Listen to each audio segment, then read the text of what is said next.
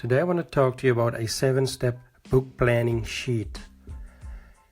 Many books are written by people who are not particularly good at writing, but they are good at planning. So planning is the key.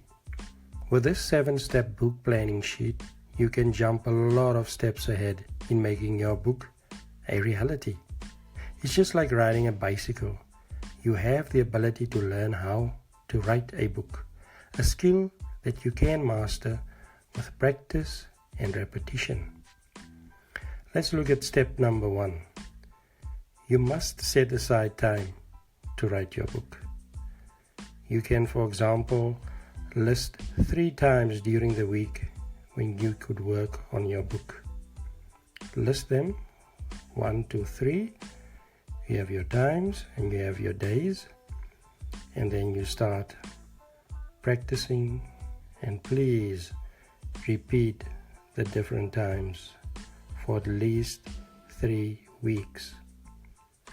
So set a short-term goal.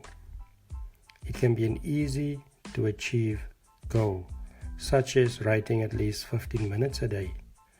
And then you can slowly increase your time as you grow into the habit. Step number 2 is very important. And I always get a lot of queries about this one is, why do you want to write a book? Why do you want to write a book? I would suggest you do the following. Write down 3 reasons why you want to write a book. Some people have it on their bucket list. Others want to write a book in order to be called writers.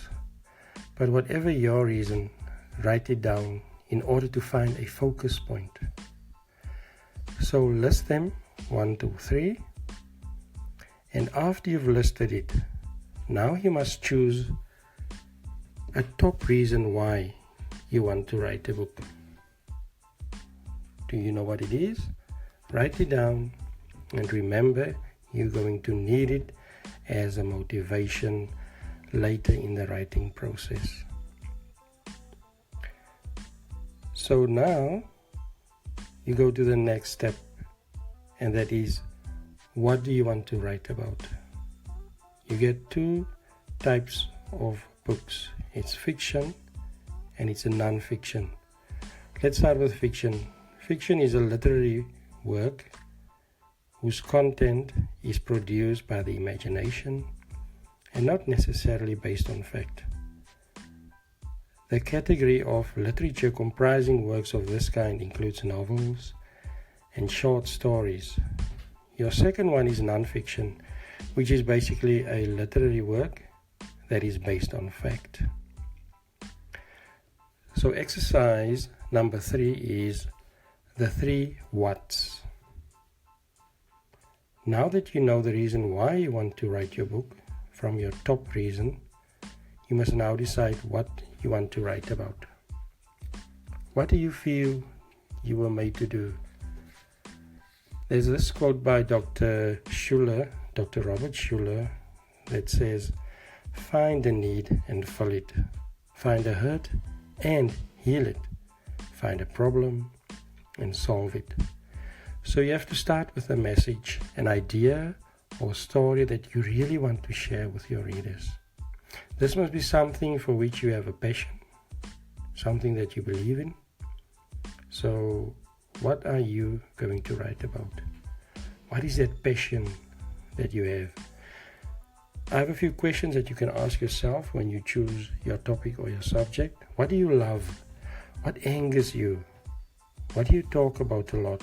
What subjects do you like to study? What books are already on your bookshelf? What's the main topic that you read about? Is there a market for your subject? Do people have an interest in the subject of your book? And is the market already flooded with books on your subject or topic? So if you found it, write down 3 reasons why, what you want to write about. 3 ideas that you would like to write about.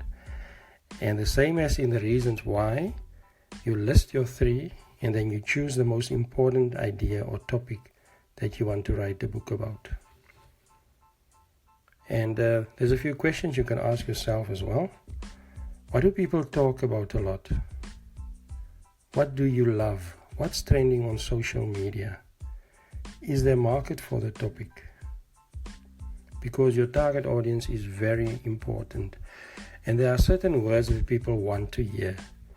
And these words are love, health, healthy, rich, money, elegant, safety, you, family, happy, quick, results, save, miracle, amazing, sensational, and successful. The next step will be how to expand your knowledge. It's very important. So step number 5, expand your knowledge, and it should be continuously through reading. Read and find out everything you can about other authors, books, or articles dealing with the same subject. Make sure that your material is different and better than other people's writing in that field. So list 3 ways that your book is superior to others in that area. Step number 6, gather the information. Gather all information that you will find for your book. Do your research and do your homework before you start. The question is, do you have all the information you need before you start your book? Do you have solid examples? Do you have evidence that can explain and back up each of your book points? If not, what pieces are you missing? Will you find the same pieces somewhere else? So gathering information is crucial. Is there any area that you're unclear on? Research and gather your information. So that is step number 6. Step number 7 is equally important. That's to organize your material. After you've researched, is to organize your material. Thinking in terms of a number of chapters forces you to decide what will be contained in each chapter and how each of the chapters will be organized in relationship to each other. Organize your material into either 7, 10, 12 or even 20 chapters, each in a logical order from beginning to end. Make a list of the chapters where you break down your subject into smaller subjects. For example, to write a book on selling, you could start with an introduction and then 6 parts of the selling process. Chapter 1, prospecting. Chapter 2, establishing trust and building credibility. Chapter 3, identifying customer needs. Chapter 4, making effective presentations. Chapter 5, answering objections. And Chapter 6, closing the sale. What this kind of outline can do is to help you understand and organize each chapter. You can begin placing different ideas in each of the chapters. And that's basically my book planning sheet.